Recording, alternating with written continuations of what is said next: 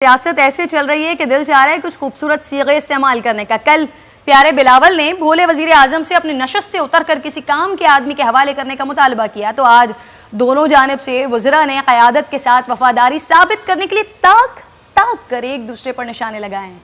वजीर आजम आज खुद भी प्रेस कॉन्फ्रेंस के लिए बराह रास्त अवाम के सामने तशरीफ लाए हैं और वजीर आजम इमरान खान ने बेरोजगार अफराद के लिए वेब पोर्टल लॉन्च करने का ऐलान किया है। बेरोजगार अफराद यहाँ अपना नाम रजिस्टर करवाएं और 12,000 रुपए ले जाएं। उन्होंने कहा, एहसास प्रोग्राम के तहत 3 हफ्ते में 81 अरब रुपए 61 लाख खानदानों में बांट दिए हैं। वजीर आजम इमरान खान साहब का मजीद कहना था पाकिस्तान समेत दुनिया में लॉकडाउन के मनफी असरात मईशत पर पड़ रहे हैं। न्यूयॉर्क में हजारों लोग मर गए हैं।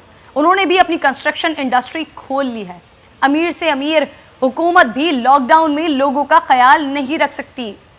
दुनिया की कोशिश है कारोबार शुरू हो। लॉकडाउन की वजह से बहुत ज़्यादा लोग मुतासर हुए हैं। इमरान खान साहब मजीद कह रहे हैं कि पाकिस्तान में पेट्रोलियम मसनूआत की कीमतें खित्ते में सबसे कम है। वज़ीर आज़म इमरान खान मजीद कह रहे हैं कि एक माह में पेट्रोल की कीमत में 30 रुपये, डीजल की कीमत में 42 रुपये कमी आई है। भारत और बांग्लादेश में पेट्रोल की कीमत पाकिस्तान से 100 गुना ज़्यादा है। पेट्रोलियम मसनूआत की कीमतें कम होने का फ़ायदा आवाम को होगा, लेकिन कब खान साहब? पेट्रोल की कीमत बढ़ते ही हर चीज़ की कीमत में इजाफा हो जाता है, लेकिन जब कम होती है तो उसका असर तो कहीं दिखाई नहीं देता। अब ये मत पूछिएगा कि ये भी मैंने करना है। एडवांस में यकीन दिला रही हूँ, आप ही वज़ीर आज़म हैं और ये आप ही का काम है। काम तो वैसे यहाँ कोई और भी नहीं कर रहा है। वैसे नाज़रीन, सिंध के वज़ीर इत्तलात ने कोरोना फैलने का जिम्मेदार विफाकी हुकूमत को करार दे दिया है। ठीक है, सियासत करे, लेकिन क्या ये सुनने समझने में देखने में कुछ बच्चों जैसी बात नहीं लगती है? अब कोई इन्हें बतलाए कि हम बतलाएं क्या? देखो किरण, पहले तो मैं आपको एक बड़ा सिंसियर मशवरा दूंगी कि आप ये शेख रशीद टाइप के लोगों की जो है ना वो बातों को इतना संजीदा ना लिया करें। वो मासूफ जो है वो चूंकि मीडिया से खेलने के आदी हैं और वो उनको हेडलाइन बनवानी होती है किसी चक्कर, वो इस तरह की बातें करेंगे तो हेडलाइन बनेगी ना, वरना उनकी बात को अहमियत कौन देता है? एक शीट की वो जो है वो कायद है और लीडर है, वो पता नहीं किस चीज के लीडर बने हुए हैं। उनकी बातों को अहमियत देना वक्त का ज़िया है। मेरी गुजारिश ये है कि यहाँ पर कोई चीज जो है वो चोरी छुपे तो हो नहीं सकती। जो भी होगा वो पार्लियामेंट के अंदर होगा। और ये जिस हुकूमत के वजीर हैं शेख रशीद साहब, वो 3 वोटों की 4 वोटों की हुकूमत है।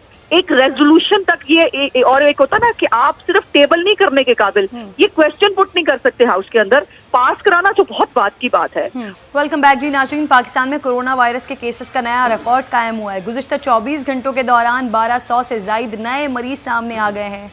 एक ही दिन में 32 अफराद को कोरोना वायरस हुआ, इसके बायस जाबाक हो गए। मजमूई तौर पर कोरोना से मरने वालों की तादाद 470 हो गई है।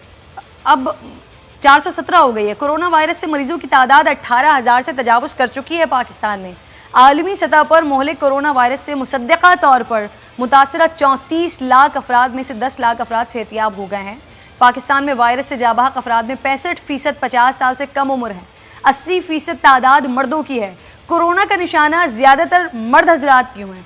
क्या पाकिस्तान की तरह दुनिया भर में भी कोरोना ख़वातीन पर ज़्यादा असर अंदाज नहीं हो रहा? अगर ऐसे ही है तो इसकी वजह क्या है? इस पर बात करने के लिए डॉक्टर्स का पैनल मेरे साथ मौजूद है। डॉक्टर जावेद आलम, आपको खुशामदीद कहूँगी। अंसर मकसूद साहब, आपको भी मैं खुशामदीद कहूँगी। मैं सिर्फ आपसे सवाल करने से पहले मैंने अभी कुछ टाइम पहले एक छोटी सी रिसर्च भी देखी जो 14 अप्रैल तक है। उसमें मैं दिख रही हूँ 61.8% मेल डेथ्स का रेशो है, 38.2% फीमेल डेथ्स का रेशो है। तो ये डिफरेंस आ रहा है। तो क्या ख्वातीन का इम्यून सिस्टम ज्यादा होता है और दुनिया भर में भी ऐसे ही है या पाकिस्तान से आदाद शुमार मुख्तलिफ है? ये तो एक मेडिकली अल्लाह ताला ने अभी कहा था, चाइल्ड बेयरिंग जो अल्लाह ने दी है, माँ का एक जो दर्जा दिया है वो तो औरत को दिया है, तो बर्दाश्त भी औरत को दिया है। और ये सब साबित हो रहा है आपके सामने कि वायरस हो या बैक्टीरिया हो या कोई भी प्रॉब्लम हो, फीमेल उसको रेजिस्ट कर जाती है। तो मेल के अंदर कार्डिक भी, डायबिटीज़ भी, मल्टीपल प्रॉब्लम, ल्यूकीमियाज भी सबसे ज़्यादा मेल में होते हैं और फीमेल में कम होते हैं। तो ये कोरोना ने भी बता दिया कि फाइट करना मुश्किल है। जी फैक्ट है। अच्छा डॉक्टर साहब, फिर अब जी आपकी आवाज़ हमें बिल्कुल क्लियर आ रही है। आप बिल्कुल अपनी गुफ्तगू को कंटिन्यू रखिए। जी हाँ, बिल्कुल। अब सर अब थोड़ा सा इसके इस पहलू पर भी बात कर लेते हैं कि वज़ीर आज़म पाकिस्तान ने कहा था कि अगर मिड ऑफ मई तक ये केसेस 20,000 से अबव चले जाते हैं तो फिर केसेस को टैकल करना बहुत ज़्यादा मुश्किल हो जाएगा और हम मेडिकली फैसिलिटीज़ के साथ इतने साउंड नहीं हैं कि उसको टैकल कर सके सिचुएशन को। अभी तो सेकंड में है और यहाँ पर सूरत हाल ये है कि 18,000 से ऊपर पेशेंट्स चले गए हैं। सर क्या कोई पॉलिसी बनाई जा रही है, कुछ किया जा रहा है, कितना कुछ किया जा रहा है? हेल्थ का निज़ाम कैसे बेयर करेगा इसको? ये अब कितना ट्रेंड जाएगा, किस हद तक जाएगा, ये आपकी बात सही है कि ये मिड ऑफ मई भी नहीं बल्कि ये 3rd to 4th week of May में जाके हमें एग्जैक्टली पता चलेगा कि इसका ग्राफ कहाँ तक जाएगा। अल्लाह रहम करे, अल्लाह रहम करे पाकिस्तान पर। सर डॉक्टर्स की जानिब से मुतालबा किया जा रहा है मुकम्मल लॉकडाउन किया जाए, लेकिन अगर हम सिर्फ सेंट्रल की बात करते हैं तो वहाँ पर शबली फराज साहब कह रहे हैं कि मुकम्मल लॉकडाउन का फॉर्मूला पाकिस्तान समेत कई ममालिक में नाकाम हो गया है। डॉक्टर्स कह रहे हैं लॉकडाउन करें, हुकूमत कह रही है लॉकडाउन नाकाम हो रहा है, डॉक्टर्स कह रहे हैं लॉकडाउन करें। तो सर इसकी ज़रा वजह बताएं और आवाम को समझाएं कि लॉकडाउन क्यों ज़रूरी है, साथ साथ हुक्मरानों को भी। देखें, लॉकडाउन तो इसलिए ज़रूरी है कि हमारा सोशल डिस्टेंसिंग जो है ना सबसे इम्पॉर्टेंट चीज़ है, क्योंकि ये कोरोना है, कंटेजियस प्रॉब्लम है, करीब जाएंगे तो लगेगा। अच्छा, और कोई इंतज़ाम हमारे पास कम नज़र नहीं आ रहा जिस तरह हमारी स्टेटिस्टिक्स हो रही है।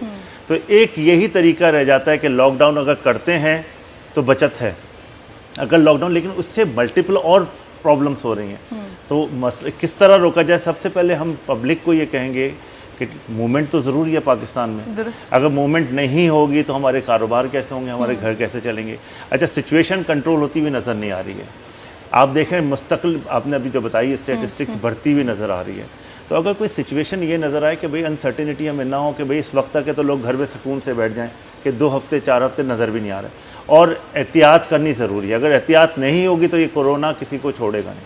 आप देखें ना अमेरिका में कितनी, न्यूयॉर्क में या यूरोप में ले लें, मुस्तकिल बढ़ रही हैं। तो अब इसका बेस्ट तरीका यही है कि लोग मेंटली प्रिपेयर हों कि हमें कम से कम ईद तक तो हमें सोशल डिस्टेंसिंग का ख्याल रखना बैठना है, आइसोलेट होना है और क्वारंटाइन में रहना है, क्वारंटाइन करना है खुद को। डॉक्टर अंसर, अब वज़ीर आज़म साहब कह रहे हैं लॉकडाउन मुकम्मल हल नहीं है, वज़ीर आला सिंध या फिर सिंध गवर्नमेंट कह रही है लॉकडाउन ही वाहिद हल है। डॉक्टर अंसर को अगर मैं ये मौका देती हूँ कि आप प्लीज़ वज़ीर आज़म को मशवरा दीजिए कि क्या करना चाहिए, तो आप क्या कहेंगे उनसे? देखें, गवर्नमेंट की जो भी पॉलिसी है, देखें वो तो मैं उस बहस में नहीं पढ़ना चाहता। मैं डॉक्टर साहब की बात को बिल्कुल एंडोर्स करूँगा। देखें, पाकिस्तान तो एक थर्ड ऐसा मुल्क है जिसके के इतने ज़्यादा रिसोर्सेज नहीं हैं। हाँ। आप उन मुल्कों की तरफ देखें जिनके पास बहुत ज़्यादा रिसोर्सेज है, वो फिर भी इस कोरोना डिजीज़ को कंट्रोल नहीं कर सके। और इसका ये बेहतरीन हल यही है, आप जो मर्ज़ी कर लें, कि इसका बेहतरीन हल यही है कि आप अपने आप को प्रिवेंट करें, जो अभी डॉक्टर साहब भी कह रहे थे। और हम ऐसी कौम है सर कि जब हम सख्ती पर नहीं मान रहे हैं, तो अगर सिर्फ और सिर्फ आवाम के हाथ में ही दे दिया जाए कि आप खुद ही अपने आप को सेल्फ क्वारंटीन करें, सेल्फ आइसोलेशन में जाएं, तो हम कैसे जाएंगे? सर आखिर में मैं आपसे ये जानना चाह रही हूँ कि चीन से सर वैक्सीन आनी थी, बड़ी खुशखबरियाँ हमने लोगों को सुनाई थी, उसका ट्रायल भी होना था, वो आ गई हैं सर। और इसके साथ साथ फवाद चौधरी साहब भी कह रहे हैं कि हम कुछ दिनों में वो किट्स मुतारिफ करवा देंगे और 5 से 6 महीने में पाकिस्तान वैक्सीन भी बना लेगा। सर इस बारे में ज़रा इन दोनों के बारे में बता दीजिएगा। देखिए, अभी तक हमारे इल्म में तो नहीं है, पिम्स में तो अभी वो वैक्सीन वगैरह नहीं आई। आई थिंक इसका डायरेक्टली ये वाला जो क्वेश्चन है, ये अगर आप NIH के जो बिल्कुल सर, वो तो मैं उनसे पूछूंगी, लेकिन आप मुझे बताइए कि आपके पास कोई इंफॉर्मेशन है इस हवाले से?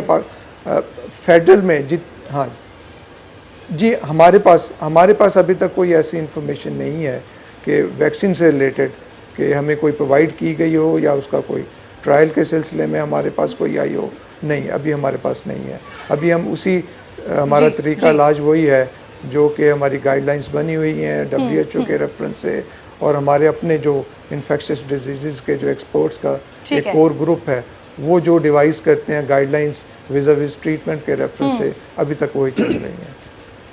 बिल्कुल, जो वैक्सीन उन्होंने बनाई है, जिसकी खुशखबरी हमें मिली थी, वो जल्द से जल्द इंपोर्ट होनी चाहिए। अब पिम्स हॉस्पिटल के पास, डॉक्टर अंसर मकसूद के पास, आपके पास तो इस हवाले से कोई इन्फॉर्मेशन नहीं है, और आप उसी तरह से लोगों को इलाज मुआवजा दे रहे हैं जो एक डॉक्टर्स ने और एक जो WHO की जानिब से एक ज़ाब्ता दिया हुआ है। सर आपके पास कोई इस तरह की इन्फॉर्मेशन मौजूद है क्या? देखें, बिल्कुल, मैं 2 चीज़ें बता दूँ। एक तो हमारी एनालिसिस पता नहीं चल रहा है कि वायरस कैरियर कौन है, सबसे बड़ा मसला ये है। दूसरा, वैक्सीन नहीं है। देखिए, अभी तक तो अनसर्टेन सारी कहानियाँ हो रही हैं। हाँ। पता ही नहीं चल रहा है, वैक्सीन आ रही है, पहले क्लोरोक्विन की बात हुई, पहले मुख्तलिफ चीज़ें आ रही हैं।